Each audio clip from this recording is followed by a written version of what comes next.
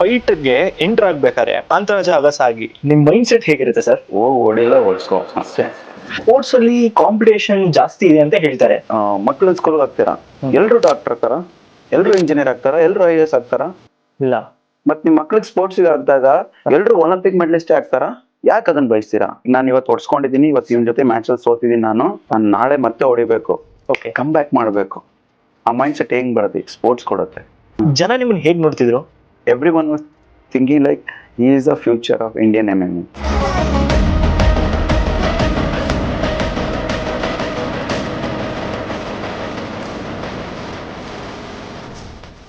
ನಾನು professional fight start ಮಾಡಿದಾಗ 10-0 ಅನ್ಡಿಫಿಟೆಡ್. ಏನಾದ್ರು ಒಂದು ಓಕೆ ಇಂಥವ್ರ ಮಕ್ಳು ಹಿಂಗಿದ್ರಪ್ಪ, ಅವ್ರ ಅಪ್ಪನ ಪೈಲ್ವಾನು, ಕುಡ್ಕ ಕುಡ್ಕನ್ ಮಕ್ಳು ಕುಡ್ಕ ಆಗೋದಿಲ್ಲ, ಕಳ್ರ ಆಗೋದು ಅಂತೆಲ್ಲ ಹೇಳಿದಾಗ ಅದನ್ನೆಲ್ಲ ಎಷ್ಟು ನಾವು ಚಾಲೆಂಜ್ ಆಗಿ ತಗೊಂಡಿರ್ತೀವಿ. ಅಜ್ಜಿ ಮಾಡಿ ತೋರಿಸ್ತೀನಿ ನಾನೇನು ಅಂತ. ಆ ಫ್ಯಾನ್ಸ್ ನ ಬಿಲ್ಡ್ ಮಾಡೋದಿದೆಲ್ಲ ಸೂಪರ್. ಯಾಕಂದ್ರೆ ನಾವು ದುಡ್ಡು ಕೊಟ್ಟಿ ಜನನ ಆ ಫೇಕ್ ಇದನ್ನ ಸಂಪಾದನೆ ಮಾಡ್ಬೋದು. ಒಂದು ಪ್ರೀತಿಯಿಂದ ಅಭಿಮಾನ ಗಳಿಸೋದಿದೆಯಲ್ಲ, ಅದು ಒಂದು ಕ್ರೀಡೆ ಮತ್ತೆ ಕಲೆಯಿಂದ ಮಾತ್ರ ಸಾಧ್ಯ. ಕಂಟ್ರಿ ಸಾಂಗ್ ಹುಟ್ಟಿದರೆ ಕನ್ನಡ ನಾಡಲ್ಲಿ ಹುಟ್ಟಬೇಕು ಅಂತ ಹಾಕ್ಸ್ತೀರಾ? ನಮ್ ಸೌತ್ ಅಂದ್ರೆ ಮದ್ರಾಸಿ, ಮದ್ರಾಸಿ ಇಡ್ಲಿ ವಡೆ ಖಾನೆ ವಾಲೆ, ಇಡ್ಲಿ ವಡ ದೋಸಾ ಆತರ ಮಾತಾಡೋದು. ನನ್ಗೆ ಸಖತ್ತು ಆತರ ಯಾರಾದ್ರೂ ಮಾತಾಡಿದ್ರೆ ಇರಿಟೇಟ್. ನಾನು ಎಲ್ಲಿ ಇಂಟರ್ನ್ಯಾಷನಲ್ ಹೋದ್ರು, ಎಲ್ಲೇ ಫೈಟ್ ಮಾಡಿದ್ರು ಕನ್ನಡ ಸಾಂಗ್ ಹಾಕೋದು. ಜನ ಕೇಳೋರು ಕನ್ನಡಿಗ ಮೀನಿಂಗ್ ಏನು? ಕನ್ನಡಿಗ ಅಂದ್ರೆ ಕರುಣಾಮಯಿಗಳು, the people who has kind heart. Sir, ನಿಮ್ಗೆ ಲವ್ ಲೈಫ್ ಅಂತ ಏನಾನ ಇತ್ತಾ ಸರ್? ಎಲ್ಲರಿಗೂ ಇರುತ್ತೆ, ನಮಗೂ ಇತ್ತು. ಸಾಕು, ಎಲ್ಲಾದ್ರೂ ಜೀವನದಲ್ಲಿ ಎಕ್ಸ್ಪೀರಿಯನ್ಸ್ ಮಾಡ್ಬೇಕು, ಪ್ರೀತಿ ಮಾಡ್ಬೇಕು, ಲವ್ ಲೈಫ್ ನ ಎಂಜಾಯ್ ಮಾಡ್ಬೇಕು, ಜಗಳ ಆಡ್ಬೇಕು, ಬ್ರೇಕಪ್ ಆಗ್ಬೇಕು, ಪಾಠ ಕಲಿಬೇಕು, ಜೀವನದ ಅರ್ಥ ಅಂತ ತಿಳ್ಕೋಬೇಕು. Happiness is just for a moment, but peace is for ever. ನಾನು ಆ ಪೀಸ್ ನ ಈಗ ಕಂಡುಕೊಂಡಿದ್ದೀನಿ. ನನಗೆ ಏನ್ ಬೇಕು ಜೀವನದಲ್ಲಿ ಅಂತ ಕಂಡುಕೊಂಡಿದ್ದೀನಿ. ಸರ್, ಇದು ರಷ್ಯಾ, ಜಾರ್ಜಿಯಾ, ಚೈನಾ ಈ ಕಂಟ್ರೀಸ್ ಇಂದ ನೀವು ಅಬ್ಸರ್ವ್ ಮಾಡಿದ್ರೆ ತುಂಬಾ ಮೆಡಲ್ಸ್ ಬರುತ್ತೆ ಒಲಿಂಪಿಕ್ಸ್ ಅಲ್ಲಿ. ನಮ್ ದೇಶ ಅಂತ ನೋಡಿದಾಗ ತುಂಬಾ ಕಡಿಮೆ ಬರುತ್ತೆ ಮೆಡಲ್ಸ್. ಅಂಡ್ ಜನರ ಮೈಂಡ್ ಸೆಟ್ ಈ ಒಲಿಂಪಿಕ್ ಅಂತ ಬಂದಾಗ ಎಲ್ಲರೂ ಹೈಪ್ಗೆ ಅಂತ ಒಳಗಾಗೋದು. ಸೊ ಇದನ್ನೆಲ್ಲ ನೋಡಿದ್ರೆ ನಿಮ್ಗೆ ಏನ್ ಅನ್ಸುತ್ತೆ ಸರ್? ಇದು ಕಲ್ಚರ್ ಮೇಲೆ ಡಿಪೆಂಡ್. ನಮ್ಮಲ್ಲಿ ನಾನು ಆವಾಗ್ಲೇ ಹೇಳ್ತಾ ಇದ್ದೆ, ನಾವು ಲಾಸ್ಟ್ ಈ ಟಾಪಿಕ್ ಮಾತಾಡ್ತಾ ಇದ್ರಿ, ತಂದೆ ತಾಯಿ, ಯಾವ ತಂದೆ ತಾಯಿ ನನ್ನ ಮಗ ತನ್ನ ದೇಶಕ್ಕಾಡ್ಲಿ, ತನ್ನ ದೇಶದ ಹೆಸರನ್ನ ಬೆಳಗಿಸ್ಲಿ, ನನ್ನ ದೇಶಕ್ಕೆ ಹೋಗಿ ಮೆಡಲ್ ತರಲಿ, ನಮ್ಮ ದೇಶ, ನನ್ನ ಊರು, ನನ್ನ ಮನೆ, ನನ್ನ ಜನಕ್ಕೆ ಒಂದು ಮಾದರಿಯಾಗಿ ಬದುಕಲಿ ಅಂತ. ಎಲ್ಲ ತಂದೆ ತಾಯಿ ನನ್ನ ಮಗ ಚೆನ್ನಾಗಿ ಓದ್ಲಿ, ಡಾಕ್ಟರ್ ಇಂಜಿನಿಯರ್ ಆಗ್ಲಿ, ಒಳ್ಳೆ ಕೆಲಸ ತಗೊಂಡ್ಲಿ, ಒಳ್ಳೆ ದುಡ್ಡು ಮಾಡ್ಲಿ, ಬಿಲ್ಡಿಂಗ್ ಮನೆ ಕಟ್ಲಿ, ಕಾರ್ ತಗೊಂಡ್ಲಿ, ಜಮೀನ್ ಮಾಡ್ಲಿ, ಆಸ್ತಿ ಮಾಡ್ಲಿ, ಯಾರೇ ಆಗ್ಲಿ. ಇವನ್ ನನ್ನ ಅಪ್ಪ ಅಮ್ಮನೇ, ನನ್ನ ಅಪ್ಪ ಅಮ್ಮ ಎಲ್ಲ ಬಿಟ್ಬಿಟ್ರು, ನೀನೇನ್ ಮಾಡ್ತೀಯ ಮಾಡು, ಒಳ್ಳೇದೇ ಮಾಡು. ನಮ್ಮಮ್ಮ ಎಸ್ಪೆಷಲಿ, 4 ಜನದ ಕೆಟ್ಟದ್ ಮಾಡ್ಬೇಡ, ನಿಮ್ಮ ಅಪ್ಪನ ಬೇಡ. ನಮ್ಮಪ್ಪ ಒಳ್ಳೆ, is a best, one of the best sports man, one of the best coach ನಮ್ಮಪ್ಪ. ಆಸ್ ಎ ಬೀಯಿಂಗ್ ನಿಮ್ ಡ್ಯಾಡಿ ಎಲ್ಲ ನಿಮ್ಗೆ ಟ್ರೈನಿಂಗ್ ಎಲ್ಲ ಮಾಡೋರ ಸರ್? ಹೆಂಗ್ ಟ್ರೈನಿಂಗ್ ಅಂದ್ರೆ ಬೆಳಿಗ್ಗೆ 3 ಗಂಟೆಗೆ ಏಳ್ಸೋರು. ಏಳ್ಸ್ಬಿಟ್ಟು ನಮ್ಗೆಲ್ಲ ಬರೀ ಕಾಲಲ್ಲೇ ಆ ರೋಡಲ್ಲಿ ಓಡಿಸೋದು. ನಮ್ ಕಾಲಲ್ಲೆಲ್ಲ ಬೊಬ್ಬೆ ಬಂದಿರೋದು. ನಾವ್ ಇದ್ದೇ ನಿಂಗೆ ಚರ್ಮ ಹೆಂಗ್ ಬರ್ತಿದ್ದಾರೆ ನಮ್ಮಪ್ಪ, ಬಾಳೆ ನೋವು, ಈ ಬೊಬ್ಬೆ ಬಂದ್ ಚರ್ಮ ಎಲ್ಲ ಪಾದದಲ್ಲಿ ಹಾಡಾಗಿರೋದು, ಕಿತ್ ಬಿಸಾಕೋರು, ಓಡನ್ನೋರು. ನನ್ಗೆ ಒಂದ್ಸಲ ಆಕ್ಸಿಡೆಂಟ್ ಆಗಿತ್ತು ಕೈ. ನನ್ಗೆ ಇದಾಕಿದ್ರು ಬ್ಯಾಂಡೇಜ್, ಏನ್ ಹೇಳ್ತಾರೆ ಅದಕ್ಕೆ, ಇದು POP. ಅವಾಗೆಲ್ಲ ಹಾಕಿದಾರ. ಹಿಂಗೆ ಇರ್ಬೇಕಾಗಿತ್ತು. ಅವಾಗ ಗರಡಿ ಮನೆ ಹೋಗೋರು, ಇನ್ನು 1 ವಾರ ಆಗಿಲ್ಲ, ನಿಂಗೇನು ಮುರಿದಿಲ್ಲ ಕೈಗೆ ಅಂದ್ಬಿಟ್ಟು ಆ ಬ್ಯಾಂಡೇಜ್ ಹಾಕಿದ, ಸಿಮೆಂಟ್ ಹಾಕಿರ್ತಾರೆ ಗೊತ್ತಾ, ಅದನ್ನ ಮುರಿದು ಬಿಸಾಕ್ಬಿಟ್ಟು ಬಾರ ಹೊಡಿಯೋದು ಸಾಧನೆ ಹೊಡಿಯೋ, ಆ ತರ ಲೆವೆಲ್ಗೆ ನಮ್ಮಪ್ಪ. ಏನಾಗಿದೆ ಅಷ್ಟು ಒಂಥರ ದೇಸಿನ ಇದ್ರು. ಸರ್, ನೀವೆಲ್ಲ ಎಷ್ಟು ದಂಡ ಹೊಡಿತಾ ಇದ್ರಿ? ದಂಡ ಹೇಗಂದ್ರೆ ಅವಾಗ ಕೌಂಟ್ ಅಲ್ಲ, ಊದಿನ ಕಟ್ಟಿ ಹಚ್ಚಿಡೋದು. ಒಂದು ಊದಿನ ಕಡ್ಡಿ ಹಚ್ಬಿಟ್ಟು ಅದ ಖಾಲಿ ಆಗೋವರೆಗೂ ಹೊಡಿತಾನೆ ಇರ್ಬೇಕು. ಕಾಲಿಗೆ 2 ಊದಿನ ಕಡ್ಡಿ, ಖಾಲಿ ಅಂದ್ರೆ ಉಟ್ ಬೈಟಕ್, ಡಿಪ್ಸ್ ಇದು ಅಂದ್ರೆ ಅದು 1 ಊದಿನ ಕಡ್ಡಿ. ಅದು ಆದ್ಮೇಲೆ ಮತ್ತೆ ಕುಸ್ತಿ ಮಾಡು, ಆಲ್ಮೋಸ್ಟ್ 1 ಊದಿನ ಕಡ್ಡಿ 15-20 ನಿಮಿಷ ಉರಿಯೋದು. ಓಕೆ, ಸೊ 15-20 ನಿಮಿಷ ನೀವು ಮಾಡ್ತಾನೆ ಸ್ಟಾರ್ಟ್, ನಾನ್ ಸ್ಟಾಪ್ ಖಾಲಿ ಹೊಡಿತಾ ಇರ್ಬೇಕು ಬಸ್ಗೆ.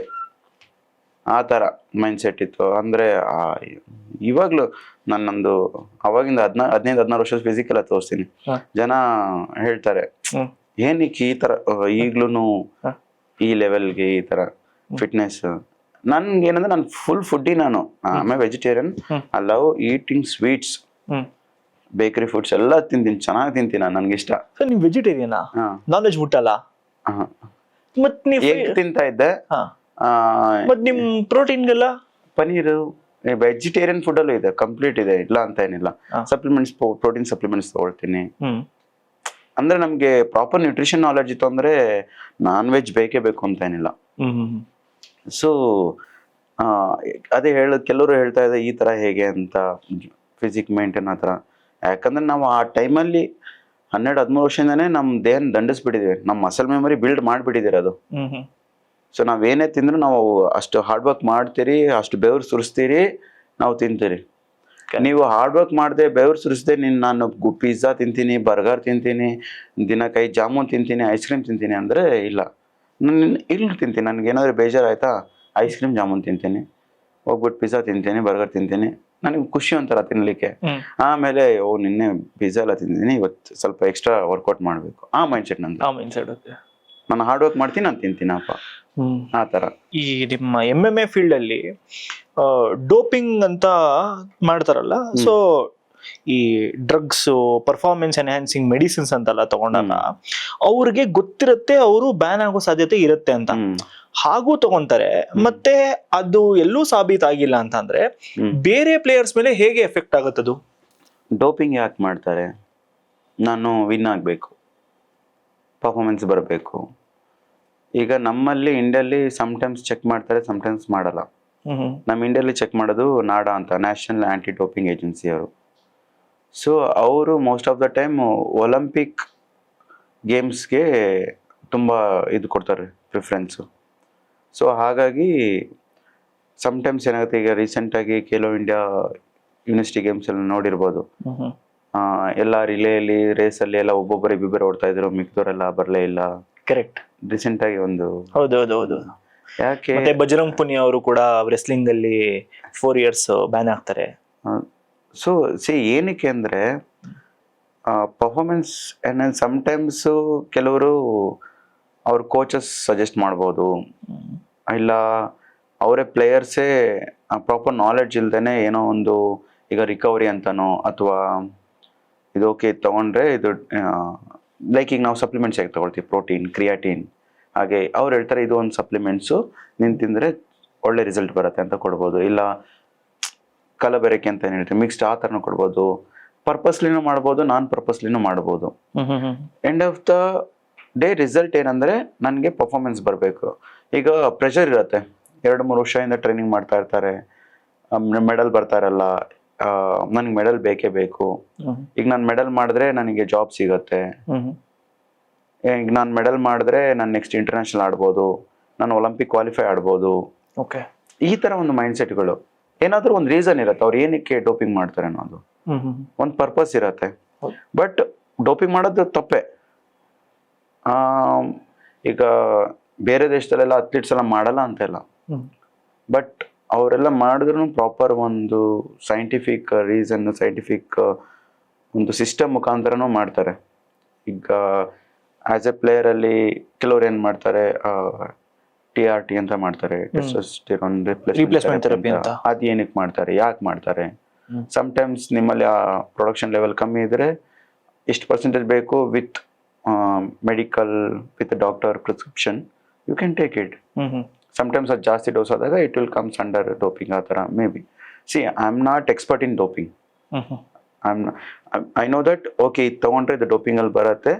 ಯಾಕಂದ್ರೆ ನಮಗೆ ಬಿಫೋರ್ ಫೈಟ್ ನಾವು ಇಂಟರ್ನ್ಯಾಷನಲಿ ಹೋದಾಗ ಫೈಟ್ಗಿಂತ ಮುಂಚೆ ಚೆಕ್ ಮಾಡ್ತಾರೆ, ವಿತಿನ್ ಅದೇನ ನಮಗೆ ಡೋಪಿಂಗ್ ಅಲ್ಲಿ ಸಿಕ್ಕಿ ಪಾಸಿಟಿವ್ ಬಂದಿದೆ ಅಂದ್ರೆ ದೆಲ್ ರಿಮೂವ್ ಫ್ರಮ್ ಕಾಂಟ್ರಾಕ್ಟ್. ಅವ್ರು ನಮ್ಗೆ ಏನು ಫೈಟ್ ಪಾಸ್ ಕೊಡ್ಬೇಕಾಗಿರುತ್ತೆ, ಕೊಡಲ್ಲ. ಮತ್ತೆ ನಮ್ಗೆ 2 ವರ್ಷ 3 ವರ್ಷ ಬ್ಯಾನ್ ಮಾಡಿದ್ರೆ ನಮ್ಮ ಕರಿಯರೇ ಹೋಗಿತ್ತು. ಸೊ ತುಂಬಾ ಕೇರ್ಫುಲ್ ಆಗಿರ್ಬೇಕಾಗತ್ತೆ. ರಷ್ಯಾ ಮತ್ತೆ ಇವರು ಚೈನಾ ಅವರು ತುಂಬಾ ಜಾಸ್ತಿ ಮೆಡಲ್ಸ್ ತಗೊಬರ್ತಿದ್ದಾರೆ. ನಮ್ ದೇಶದಲ್ಲಿ ಮೆಡಲ್ಸ್ ತರೋದಕ್ಕೆ ಆಗ್ತಿಲ್ಲ, ಹಾರ್ಡ್ಲಿ 1 or 2 ಮಾತ್ರ ಮೆಡಲ್ಸ್. ಏನಕ್ಕಂದ್ರೆ ಸಿಸ್ಟಮ್ ನೋಡಿ, ನಮ್ಮಲ್ಲಿ ಮನೆಯೇ ಮೊದಲ ಪಾಠಶಾಲೆ, ತಂದೆ ತಾಯಿಯೇ ಮೊದಲ ಗುರುಗಳು. ಒಂದು ಮಗು ಮನೇಲಿ ಹುಟ್ಟಿದೆ ಅಂದ್ರೆ ಆ ಮಗು ಬೆಳೀತಾ ಪ್ರಪಂಚ ನೋಡಕ್ ಶುರು ಮಾಡತ್ತೆ. ಆ ಮಗುಗೆ ಹೇಗ್ ಗೊತ್ತಿರತ್ತೆ, ನಾನು ಇದು ಹೋಗ್ಬೇಕು, ನಾನು ಈ ಆಟ ಆಡ್ಬೇಕು ಅಂತ ಹೆಂಗ್ ಗೊತ್ತಾಗತ್ತೆ? ತಂದೆ ತಾಯಿನೇ ತಾನೇ. ಹೌದು, ಟ್ರೂ ಟ್ರೂ ಟ್ರೂ. ನೀನ್ ಬೆಳಿತಾ ಇದೀಯಾ, ಅದ್ ಮನೆಯಿಂದ ಆಚೆ ಹೋಗ್ತಾ ಇದೆ ಅಂದ್ರೆ, ಓ ಕಾಲಿಡ್ಬೇಡ, ಅಲ್ಲಿ ಮಣ್ಣಿದೆ, ಕೈ ಮುಟ್ಬೇಡ, ಗಲೀಜಾಗತ್ತೆ. ಎಕ್ಸಾಂಪಲ್ ನಾನು ಹೇಳ್ತಾ ಇರೋದು. ಕರೆಕ್ಟ್. ಈಗ ಮನೇಲಿ ತಂದೆ ತಾಯಿಗೆ ಒಂದು ಸ್ಪೋರ್ಟ್ಸ್ ನಾಲೆಡ್ಜ್ ಇದೆ, ಮಕ್ಳಿಗೆ ಆಟ ಅಂದ್ರೆ ಏನು, ಸ್ಪೋರ್ಟ್ಸ್ ಅಂದ್ರೆ ಏನು, ಅದರ ಪ್ರಾಮುಖ್ಯತೆ ಏನು, ಸ್ಪೋರ್ಟ್ಸ್ ಎಲ್ಲ ಏನು ಅವ್ರಿಗೆ ಕೊಡತ್ತೆ ಲೈಫಲ್ಲಿ, ಅದು ಗೊತ್ತಿದ್ರೆ ಮಕ್ಕಳನ್ನ ಹೋಗಿ ಫಸ್ಟು ಆಟ ಆಡಕ್ ಬಿಡ್ತಾರೆ. ಯಾಕಂದ್ರೆ ಹುಟ್ಟಿದ ಮಗು ಬೆಳೀತಾ ಬೆಳೀತಾ ಓದಕ್ಕೆ ಬರೆಯಕ್ಕೆ ಬರಲ್ಲ. ಹೌದು, ಆಟ ಆಡಕ್ ಬರುತ್ತೆ. ಕರೆಕ್ಟ್. ಅದು ನ್ಯಾಚುರಲ್ ಇದು. ಸೊ ಮಕ್ಕಳು ಆಟ ಆಡಕ್ ಹೋದಾಗ ಮಕ್ಕಳಲ್ಲಿ ಗೊತ್ತಾಗತ್ತೆ ಅವ್ರ ಫಿಸಿಕಲ್ ಆಕ್ಟಿವಿಟಿ, ಅವ್ರು ಹೇಗೆ ರಿಯಾಕ್ಟ್ ಮಾಡ್ತಾ ಇದ್ದಾರೆ. ಈಗ ಒಂದು ಬಾಲ್ ತಗೊಂಡ್ರೆ ಹೇಗೆ ಎಸಿತಾ ಇದ್ದಾರೆ, ಏನೋ ಒಂದು ಎಕ್ಸಾಂಪಲ್, ಒಂದು ಬ್ಯಾಟ್ ಕೊಟ್ರೆ ಅವರು ಹಾಕಿ ತರ ಆಡ್ತಾರ, ಇಲ್ಲ ಕ್ರಿಕೆಟ್ ತರ ಆಡ್ತಾರ. ಆಮೇಲೆ ನಮ್ಮ ಇಂಡಿಯಾನಲ್ಲಿ ಏನಂದ್ರೆ ಎಕ್ಸಾಂಪಲ್ ರಷ್ಯಾ ಆಗಿರ್ಬೋದು, ಚೈನಾ ಆಗಿರ್ಬೋದು, ಜಪಾನ್ ಎಲ್ಲ ಆಗಿರ್ಬೋದು, ಮಕ್ಕಳಲ್ಲಿ ಬೆಳೀತಾ ಬೆಳೀತಾ ಸ್ಕೂಲಲ್ಲಿ ಅವ್ರು ಯಾವ ಸ್ಪೋರ್ಟ್ಸ್ಗೆ ಸೂಟ್ ಆಗ್ತಾರೆ, ಮುಂದೆ ಬೆಳೆದಾಗ ಅವ್ರು ಯಾವ ಸ್ಪೋರ್ಟ್ಸ್ ಅಲ್ಲಿ ಒಂದು ಟಾಪ್ ಲೆವೆಲ್ ಕೊಡ್ಲಿಕ್ಕಾಗತ್ತೆ ಪರ್ಫಾರ್ಮೆನ್ಸ್. ಈಗ ಎಕ್ಸಾಂಪಲ್ ನನ್ನ ಫಿಸಿಕ್ಕು, ನನ್ನ ಹೈಟ್ಗೆ, ನನ್ನ ಜೆನೆಟಿಕ್ಗೆ, ನಮ್ಮ ಅಪ್ಪನೂ ಶಾರ್ಟ್, ಅವರು 5'4", 5'5", ನಾನು 5'5", ನಮ್ಮ ಅಜ್ಜನೂ ಶಾರ್ಟ್ ಇದ್ರು. ಸೊ ನನ್ನ ಬಾಡಿ ಲ್ಯಾಂಗ್ವೇಜ್, ನನ್ನ ಬಾಡಿ ಸ್ಟ್ರಕ್ಚರ್, ನನ್ನ ಜೆನೆಟಿಕ್ ಏನಿದೆ ಈ ಗ್ರಾಪ್ಲಿಂಗ್ ತರ ಸ್ಪೋರ್ಟ್ಸ್ಗೆ. ಯಾಕಂದ್ರೆ ನನ್ನ ಅಪ್ಪನೂ ರೆಸ್ಲರ್ ಇದ್ರು, ನಮ್ಮ ಅಜ್ಜನೂ ರೆಸ್ಲರ್ ಇದ್ರು, ನಾನು ರೆಸ್ಲರ್ ಇದ್ರೆ ನಾನು ಒಂದ್ ರೀತಿ ಸಕ್ಸಸ್ ಕಂಡೆ ಈ ಫೀಲ್ಡ್ ಅಲ್ಲಿ. ಯಾಕಂದ್ರೆ ನನ್ನ ಬಾಡಿ ಸಪೋರ್ಟ್ ಮಾಡುತ್ತೆ. ಕರೆಕ್ಟ್. ಈಗ ನಾನು ಈ ಹೈಟ್ಗೆ ಹೋಗ್ಬಿಟ್ಟು ನಾನು ಬ್ಯಾಸ್ಕೆಟ್ ಪ್ಲೇಯರ್ ಆಗ್ತೀನಿ, ನಾನು ವಾಲಿಬಾಲ್ ಪ್ಲೇಯರ್ ಆಗ್ತೀನಿ, ನಾನು ಇಂಟರ್ನ್ಯಾಷನಲ್ ಲೆವೆಲ್ ಅಚೀವ್ ಮಾಡ್ತೀನಿ, ನಾನು ಹೈ ಜಂಪ್ ಆಡ್ತೀನಿ ಅಂದ್ರೆ ಆಗತ್ತಾ? ಸೊ ಯಾವಾಗಲೂ ನಮ್ಮ ಜೆನೆಟಿಕ್, ನಮ್ಮ ಬಾಡಿ ಲ್ಯಾಂಗ್ವೇಜ್ ಏನಿದೆ ಸೂಟ್ ಆಗುತ್ತೆ, ಅದು ವೆರಿ ಇಂಪಾರ್ಟೆಂಟ್. ಈಗ ನನ್ನ ಅಪ್ಪ ಅಮ್ಮ ನನ್ಗೆ ಗೊತ್ತಿತ್ತು, ನನಗೆ ರೆಸ್ಲಿ ಆಡಂಗೆ ಬಿಟ್ರು, ನಾನು ಆಡಿದೆ, ಚೆನ್ನಾಗಿ ಮಾಡಿದೆ. ಈಗ ನನಗೆ ನನ್ನ ಫ್ಯೂಚರ್, ನನ್ನ ಮಕ್ಕಳಾದ್ರೆ ನನ್ಗೆ ಗೊತ್ತಿರತ್ತೆ, ನನ್ನ ಮಕ್ಳಿಗೆ ಯಾವ ಸ್ಪೋರ್ಟ್ಸ್ ಅಲ್ಲಿ ಹಾಕಿದ್ರೆ ಅವರು ಬೆಟರ್ ಪರ್ಫಾರ್ಮೆನ್ಸ್ ಮಾಡ್ಬೋದು, ಒಳ್ಳೆ ಇಂಟರ್ನ್ಯಾಷನಲಿ ಒಂದು ಗ್ಲೋಬಲ್ ಲೆವೆಲಲ್ಲಿ ಬೆಸ್ಟ್ ಪರ್ಫಾರ್ಮೆನ್ಸ್ ಕೊಡ್ಬೋದು ಅಂತ. ಸೊ ನಾನು ಅದಕ್ಕೆ ಹಾಕ್ತೀನಿ. ಈ ನಾಲೆಡ್ಜು ನನಗೆ ಗೊತ್ತಿದೆ. ನಮ್ಮ ಇಂಡಿಯಾನಲ್ಲಿರೋ ಪೇರೆಂಟ್ಸಿಗೆ ಗೊತ್ತಿದೆಯಾ? ಫಸ್ಟ್ ಆಫ್ ಆಲ್ ಇದು ನಮ್ಮಲ್ಲಿ ಎಜುಕೇಶನ್ ಬಿಟ್ರೆ ಸ್ಪೋರ್ಟ್ಸ್ ಅನ್ನೋದು ಜಸ್ಟ್ ಒಂದು ಟೈಮ್ ಪಾಸ್ ಅಷ್ಟೇ, ಎಂಟರ್ಟೈನ್ಮೆಂಟ್. ಅದು ನೀನು ಸ್ಪೋರ್ಟ್ಸ್ ಆಡ್ತೀಯ, ಕ್ರಿಕೆಟ್ ಆಡು, ಟೆನ್ನಿಸ್ ಆಡು, ಗಲ್ಫ್ ಆಡು, ದುಡ್ಡು ಬರುತ್ತೆ. ಎಲ್ಲಿ ನಿನ್ ದುಡ್ಡು ಬರುತ್ತೆ ಆ ಆಟ ಆಡು. ನಾವು ಎಷ್ಟೋ ಸಲ ನೋಡ್ತೀರಿ ಅಡ್ವರ್ಟೈಸ್ಮೆಂಟ್ ಅಲ್ಲೆಲ್ಲ, ರೀಲ್ಸ್ ಅಲ್ಲೆಲ್ಲ ನೋಡ್ತೀರಿ, ನೋಡು ನಿನ್ನ ವಯಸ್ಸು ಆಲ್ರೆಡಿ 14 ವರ್ಷದ ಹುಡುಗ IPL ಆಡ್ತಾನಲ್ಲ, 14 years Suryavanshi, Vaibhav Suryavanshi. So ಈಗ ನೋಡಿ ಅವ್ನ್ ಮ್ಯಾಚ್ ಆಡುವಾಗ 14 ವರ್ಷ, ನಾವು ಆತರ ಇದ್ದಾಗ ಅವ್ರ ಅವ್ರ ಅಪ್ಪ 8-9 ವರ್ಷ ಇದ್ದಾಗಲೂ ಅವನಿಗೆ ಕ್ರಿಕೆಟ್ ಅಕಾಡೆಮಿ ಕರ್ಕೊಂಡು ಹೋದ್ರು. ಈಗ ಕ್ರಿಕೆಟ್ ಅಂತ ಬಂದಾಗ it's all about practice. So physically ಅಷ್ಟು ಎಫೆಕ್ಟ್ ಆಗಲ್ಲ. ನಿಮ್ದು ಹೇಗಿದೆ ನಿಮ್ ಫಿಸಿಕಲ್ ಅಪಿಯರೆನ್ಸು, ನಿಮ್ದು ಹೈಟು, ವೆಯ್ಟು ಆಗಲ್ಲ. ಈಗ ಸೌತ್ ಆಫ್ರಿಕಾ ಕ್ಯಾಪ್ಟನ್ ಟೈಪ್ ಏನಾರ ಹೆಸರು, ಅವರು 5'1", ತುಂಬಾ ಶಾರ್ಟು. ಸಮ್ ಸ್ಪೋರ್ಟ್ಸ್ ಅಲ್ಲಿ ಏನು height weight matter, skill matter ಆಗುತ್ತೆ, ನಮ್ದು ಫಿಟ್ನೆಸ್ ಲೆವೆಲ್ ಮ್ಯಾಟರ್ ಆಗುತ್ತೆ. ಬಟ್ ಸಮ್ ಪರ್ಟಿಕ್ಯುಲರ್ ಸ್ಪೋರ್ಟ್ ಅಲ್ಲಿ, ಈಗ ಸ್ವಿಮ್ಮಿಂಗ್ ಆಗಿರ್ಬೋದು, ಅವ್ರದ್ದು ಬಾಡಿ ಲ್ಯಾಂಗ್ವೇಜ್ ಹೇಗಿರುತ್ತೆ, ಹೌದು, ವಾಲಿಬಾಲ್ ಪ್ಲೇಯರ್ಗೆ ಹೇಗಿರುತ್ತೆ, ಕರೆಕ್ಟ್. ಸೊ ಅಲ್ಲೆಲ್ಲ ಮ್ಯಾಟರ್ ಆಗುತ್ತೆ ಹೈಟು, ಅವ್ರದ್ದು ಬಾಡಿ ಪ್ರಪೋರ್ಷನ್ನು, ಬೋನ್ ಸ್ಟ್ರಕ್ಚರು. ಈಗ ನಾವು ಅದು ಸ್ಪೋರ್ಟ್ಸ್ ಸೈನ್ಸ್ ಅಲ್ಲೆಲ್ಲ ಕಿನ್ಸಿಯಾಲಜಿ, ಆಂಥ್ರೋಪೊಮೆಟ್ರಿ ಅಂತ ಏನೇನೋ ಆಂಥ್ರೋಪಾಲಜಿ, ಈ ತರ ಎಲ್ಲ ಈಗ ಅವೆಲ್ಲ ಈಗ ನಮ್ಮಲ್ಲಿ ಇಂಪ್ಲಿಮೆಂಟ್ ಆಗ್ತಾ ಇದೆ. ಸೊ ಈಗ ನಮ್ಮಲ್ಲೂ ಇಂಡಿಯಾನಲ್ಲೂ ಏನಾಗ್ತಾ ಇದೆ, ಎಜುಕೇಟೆಡ್ ಪೀಪಲ್, ಪೇರೆಂಟ್ಸ್ ಏನ್ ಮಾಡ್ತಾ ಇದಾರೆ, ಮಕ್ಕಳನ್ನ ಸ್ಪೋರ್ಟ್ಸ್ ಹಾಕಿಂತ ಮುಂಚೆ ಅವ್ರದ್ದು ಒಂದು ಸೈನ್ಸ್ ಸ್ಪೋರ್ಟ್ಸ್ ಟೆಸ್ಟ್ ಎಲ್ಲ ಮಾಡಿಸಿ, ಅವ್ರದ್ದು ಏನು ಯಾವ್ದ್ರಲ್ಲಿ ಚೆನ್ನಾಗಿ ಪರ್ಫಾರ್ಮ್ ಮಾಡ್ಬೋದು ಅಂತ ಜೆನೆಟಿಕ್ ಎಲ್ಲ ಚೆಕ್ ಮಾಡಿಸಿ, ಮುಂದೆ ಅವ್ರು ಯಾವ ಸ್ಪೋರ್ಟ್ಗೆ ಹೋದ್ರೆ ಪರ್ಫಾರ್ಮ್ ಮಾಡ್ಬೋದು, ಒಲಿಂಪಿಕ್ ಲೆವೆಲ್ ಅಲ್ಲಿ ಮೆಡಲ್ ಮಾಡ್ಬೋದು ಅನ್ನೋದನ್ನ ಟೆಸ್ಟ್ ಮಾಡಿ. ಈಗ ಎಜುಕೇಟೆಡ್ ಪೇರೆಂಟ್ಸ್. ಸೊ ನಮ್ಮ ತಂದೆ ತಾಯಿ ಜನರೇಷನ್ ಅಲ್ಲಿ ಆ ಒಂದು ನಾಲೆಡ್ಜ್ ಇರ್ಲಿಲ್ಲ ಅವ್ರಿಗೆ. ಸೊ ನಮ್ಮಲ್ಲೆಲ್ಲ ಏನು ಒಂದ್ ಸ್ಪೋರ್ಟ್ಸ್ ಹೋಗ್ತಾನೆ ಅಂದ್ರೆ ಓದೋದ್ ಬಿಡ್ತಾನೆ, ಆಟ ಆಡ್ಕೊಂಡು ಇರೋಷ್ಟು ದಿವಸ ವಯಸ್ಸಿರೋ ತನಕ ಆಟ ಆಡ್ತಾನೆ, ಅದಾದ್ಮೇಲೆ ಜಾಬ್ ಇಲ್ಲ, ಕೆಲ್ಸ ಏನಿಲ್ಲ, ಗುಂಡ್ರುಗೋಳಿ ತರ ಊರು ಸುತ್ತಾಡ್ಕೊಂಡು ಅಲ್ಲಿ ಇಲ್ಲಿ ಹೊಡೆದಾಟ ಮಾಡ್ಕೊಂಡು ಇರ್ತಾನೆ, ಪೊರ್ಕಿ ಶೋ ಮಾಡ್ಕೊಂಡು, ಇಲ್ಲ ಅವರು ರಾಜಕಾರಣಿ ಜೊತೆ ಈ ರಾಜಕಾರಣಿ ಜೊತೆ ರೈಟ್ ಹ್ಯಾಂಡ್ ಲೆಫ್ಟ್ ಹ್ಯಾಂಡ್ ಆಗಿ ಆ ತರ ಜೀವನ ಸಾಗಿಸ್ತಾರೆ ಅನ್ನೋದೊಂದು mind set. Correct correct last ನಮ್ಮ ತಂದೆ ತಾಯಿ ಜನರೇಷನ್ ಅಲ್ಲಿ. ಹ. ಇವಾಗ ಈಗ ನಾವೀಗ ಏನ್ 90s ಕಿಡ್ಸ್ ಇರ್ತಾರೆ, ಈಗ ನಾವು ನಮ್ಮ ಮಕ್ಳು ಆದಾಗ ಈಗ ನಾವು ಅವ್ರಿಗೆ ಒಳ್ಳೆ ಗೈಡ್ ಮಾಡ್ಬೋದು. ನಿಮ್ಗೆ ಏನ್ ಇಷ್ಟ, ನಿಮ್ಗೆ ಏನ್ ಎಜುಕೇಶನ್ ಇಷ್ಟನಾ, ನಿಮ್ಗೆ ಯಾವ ಸ್ಪೋರ್ಟ್ಸ್ ಇಷ್ಟನಾ, ನಿಮ್ಗೆ ಏನ್ ಸಿಂಗಿಂಗ್ ಇಷ್ಟನಾ, ಡ್ಯಾನ್ಸಿಂಗ್ ಇಷ್ಟನಾ, ಆಕ್ಟಿಂಗ್ ಇಷ್ಟನಾ, ಇದು ತಂದೆ ತಾಯಿ ತಿಳ್ಕೊಂಡು ಮಕ್ಳನ್ನ ಪುಷ್ ಮಾಡ್ಬೋದು. ಮತ್ತೆ ಎಂಡ್ ಆಫ್ ದ ಡೇ ಅವ್ರಿಗೇನು ದುಡ್ಡು, ಮನಿ ಇಟ್ಸ್ ಇಂಪಾರ್ಟೆಂಟ್. ನಿಮ್ಮ ಹತ್ರ ದುಡ್ಡು ಬಂತ ನೀವು ಸಕ್ಸಸ್, ಇಲ್ಲ ನೀವು ಫೇಲ್ಯೂರ್. ನೀವು ಎಷ್ಟೇ ಒಳ್ಳೆ ಒಂದು ಬೆಸ್ಟ್ ಆರ್ಟಿಸ್ಟ್ ಆಗಿರ್ಲಿ, ಬೆಸ್ಟ್ ಸ್ಪೋರ್ಟ್ಸ್ ಮ್ಯಾನ್ ಆಗಿರ್ಲಿ, ದುಡ್ಡಿದ್ರೆ ಆಮೇಲೆ ನಮ್ಮಲ್ಲಿ ಜನ ಕಂಪ್ಯಾರಿಸನ್ ತುಂಬಾ ಜಾಸ್ತಿ ಮಾಡೋದು. ಈಗ ನೀವು ಏನೋ ಒಂದು ಚೆನ್ನಾಗಿ ಓದ್ತಾ ಇದ್ದೀರಾ, ಒಂದು ಕೆಲಸ ತಗೊಂಡಿದ್ದೀರಾ, ಪಕ್ಕದ ಮನೆಯವನು ತಗೊಂಡಿದ್ದಾನೆ, ಈಗ ನಮ್ಮ ಮಗ ಆಗ್ತಾ ಇಲ್ಲ, ಅಯ್ಯೋ ಅವ್ರ ಮಗ ಹಂಗಾಗ್ಬಿಟ್ಟ, ಒಳ್ಳೆ ಕೆಲಸ ತಗೊಂಡ, ನಮ್ಮ ಮಗ ಏನೂ ಆಗ್ಲೇ ಇಲ್ಲ, ಇನ್ನೂ ಏನೋ ಮಾಡ್ಕೊಂಡವನೇ. ಅಲ್ಲಿ ಏನಾಗತ್ತೆ, ಮಕ್ಕಳು ಸೈಕಾಲಜಿಲಿ ಮೆಂಟಲಿ ಅವರು ಕೂಗೋಗ್ಬಿಡ್ತಾರೆ. ಮಕ್ಕಳನ್ನ ಫ್ರೀಡಮ್ ಬಿಡಿ, ಅವನ್ ಪಡ್ಕೊಂಡು ಬಂದಿದ್ದು, ಅವನು ಓದಿದ್ದು, ಅವನದು ಮೈಂಡ್ ಸೆಟ್, ಅವನ್ ಬುದ್ಧಿ, ಅವನ್ ಶಕ್ತಿ ಅವನ್ ಪಡ್ಕೊಂಡ. ಈಗ ನನ್ನ ಮೈಂಡ್ ಸೆಟ್ ಏನು, ನನ್ನ ಮಗ ಈ ತರ ಇದ್ದಾನೆ, ಇವನೇ ಒಂದು ಡಿಫ್ರೆಂಟ್, ಇವನಿಗೆ ದೇವ್ರು ಡಿಫ್ರೆಂಟ್ ಆಗಿ ಸೃಷ್ಟಿ ಮಾಡಿದ್ದಾನೆ, ಇವನಿಗೆ ಇವುದೇ ಆದಂತಹ ಕೆಲವೊಂದು ಎಬಿಲಿಟೀಸ್ ಇರತ್ತೆ. ನಿನಗೆ ಏನಿಷ್ಟನೋ ನೀನು ಜೀವನದಲ್ಲಿ ಖುಷಿಯಾಗಿರು, ನೆಮ್ಮದಿಯಾಗಿರು. 10 ರೂಪಾಯಿ ದುಡಿತೀಯಾ, 10 ರೂಪಾಯಲ್ಲೇ ನಿನ್ ಜೀವನ ಹೇಗ್ ಸಾಗಿಸ್ತೀಯಾ, ಅದ್ರಲ್ಲಿ ನೀನ್ ಖುಷಿಯಾಗಿರು. ನಾವು ಅವಾಗ್ಲೇನು ಮಾತಾಡ್ತಾ ಇದ್ರಿ, ಈಗ MMA ಸ್ಟಾರ್ಟ್ ಮಾಡ್ಬೇಕಂತವ್ರಿಗೆ ಹೇಗೆ ಏನು ಅಂತ.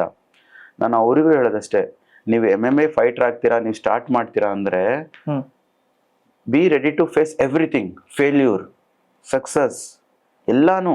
ನಾನು ಈಕ್ವಲ್ ಆಗಿ ತಗೊಳ್ತೀನಿ. ಜೀವನ ಅನ್ನೋದು ಯಾವಾಗ ಯಾವ ರೀತಿ ಹೊಡೆಯುತ್ತೆ ಅಂತ ಹೇಳಕ್ಕಾಗಲ್ಲ. ಬಟ್ ನೀವು ಸ್ಪೋರ್ಟ್ಸ್ ಅಲ್ಲಿ ಇದ್ದು ನೀವು you have to learn to accept a defeat. ನಾನು ನನ್ನ ಬೇರೆಯವ್ರ ಜೊತೆ ಸಕ್ಸಸ್ಫುಲ್ ವ್ಯಕ್ತಿ ಜೊತೆ ನಾನು ಕಂಪ್ಯಾರಿಸನ್ ಮಾಡ್ಕೊಳ್ಳಲ್ಲ. ಇದು ನನ್ನ ಜೀವನ, ನಾನು ಆಯ್ಕೆ ಮಾಡಿದ್ದು, ನನ್ನ ಇರೋ ತನಕ ನಾನು ಖುಷಿಯಾಗಿ ನೆಮ್ಮದಿಯಿಂದ ಬದುಕ್ತೀನಿ. ಟ್ರೂ. ಸಕ್ಸಸ್ ಆದ್ರೆ 4 ಜನಕ್ಕೆ ದಾರಿ ತೋರಿಸ್ತೀನಿ, ಗೈಡ್ ಮಾಡ್ತೀನಿ. ಫೇಲ್ಯೂರ್ ಆದ್ರೂ ಅದು ತಪ್ಪು, ಅದ್ರ ಹೋಗ್ಬೇಡಿ, ಆ ಥರ ಒಂದು ಎಕ್ಸ್ಪೀರಿಯನ್ಸ್ನ ಶೇರ್ ಮಾಡ್ತೀನಿ.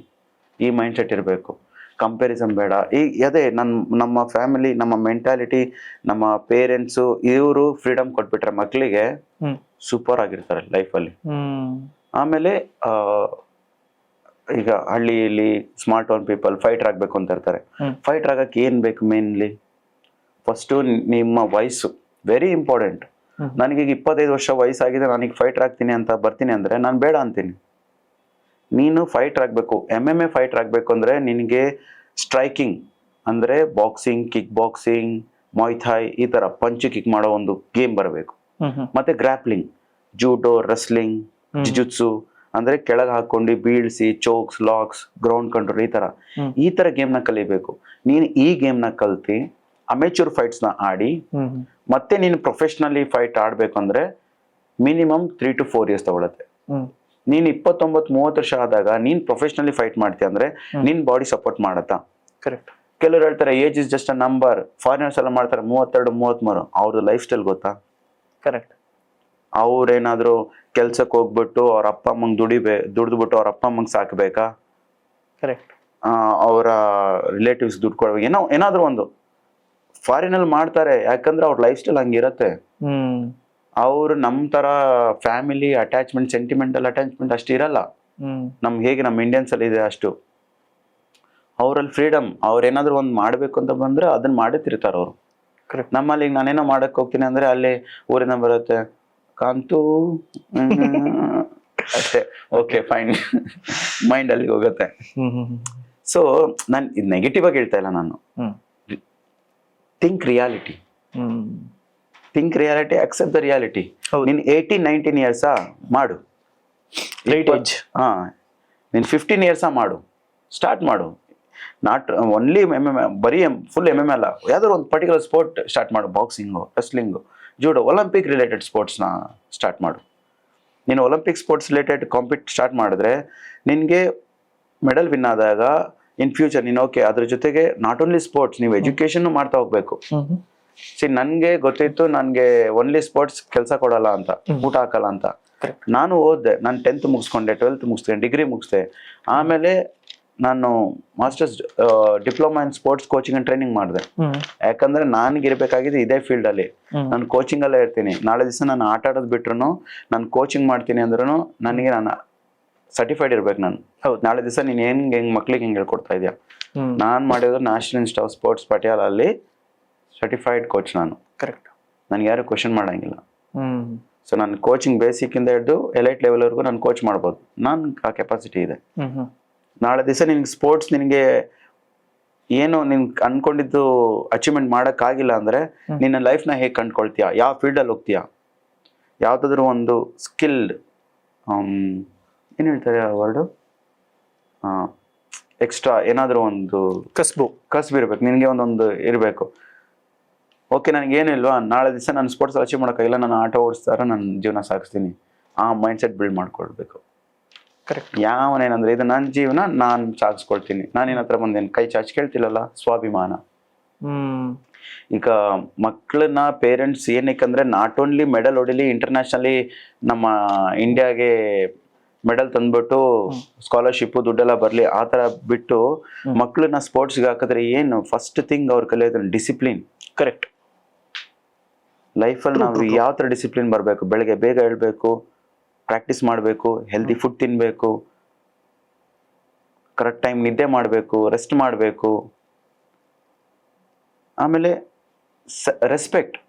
ನಮ್ಮ ಸ್ಪೋರ್ಟ್ಸಲ್ಲಿ ಹೇಗೆ ಫಸ್ಟ್ ಕಲ್ಸೋದೇ, ಫಸ್ಟ್ ಮ್ಯಾಚ್ ಸ್ಟಾರ್ಟ್ ಆಗ್ತಿದ್ದಂಗೆ ರೆಸ್ಪೆಕ್ಟು, ಮ್ಯಾಚ್ ಮುಗಿದ ಮೇಲೆ ರೆಸ್ಪೆಕ್ಟು, ನಮ್ಮ ಟೀಮ್ ಮೇಟ್ಸ್ಗೆ ರೆಸ್ಪೆಕ್ಟು.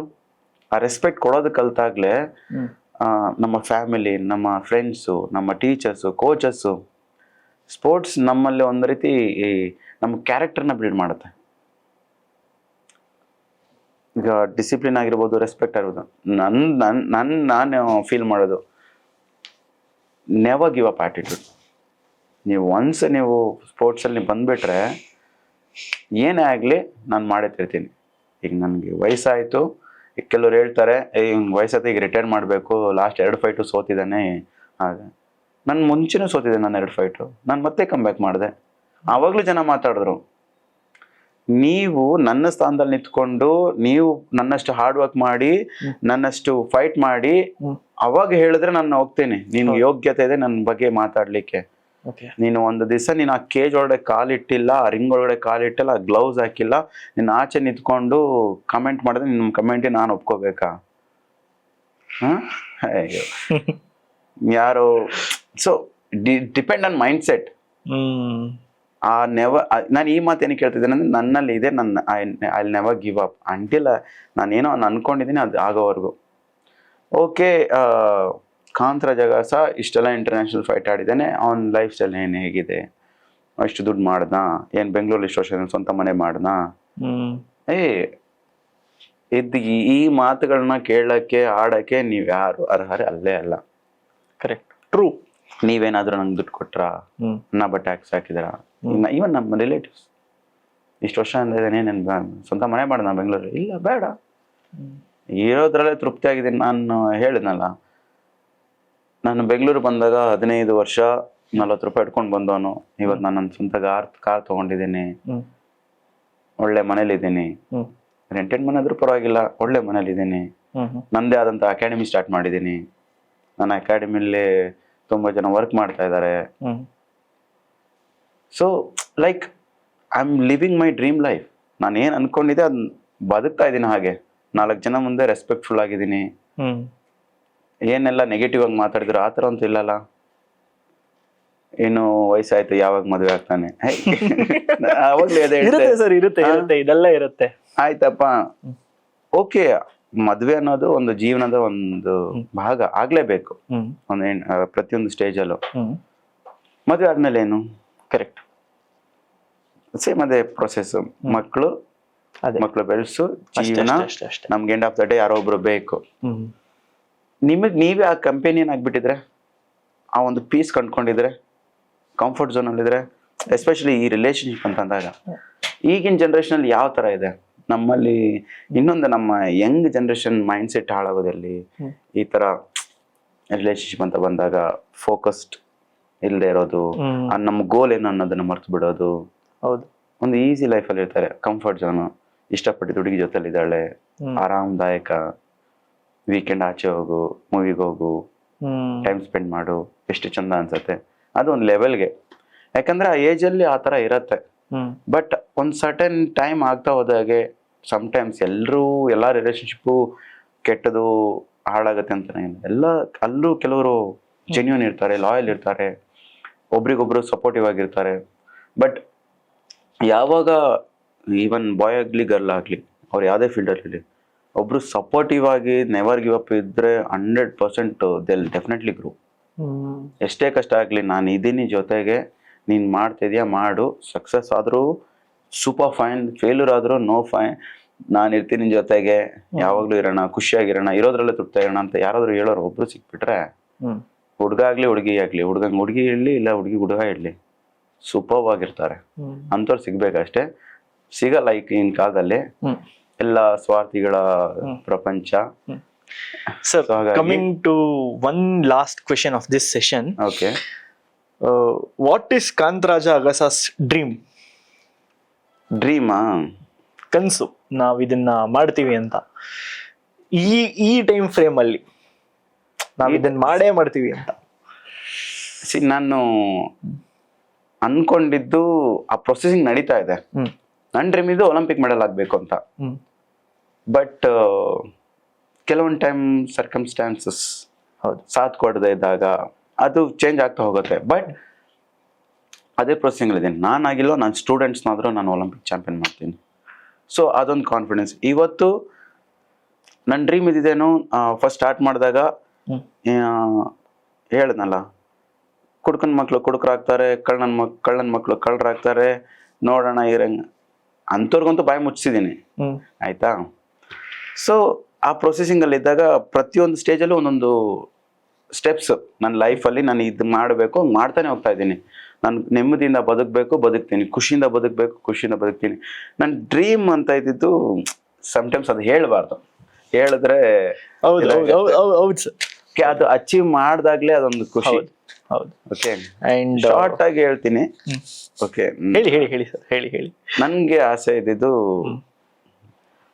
ನನ್ನ ಫ್ರೆಂಡ್, ನನ್ನ ಒನ್ ಪರ್ಸನ್ ನನ್ ಕೇಮ್ ಒಂದು ಹುಡುಗಿ ಅಲ್ಲ, ಹುಡುಗ, is like like my brother only.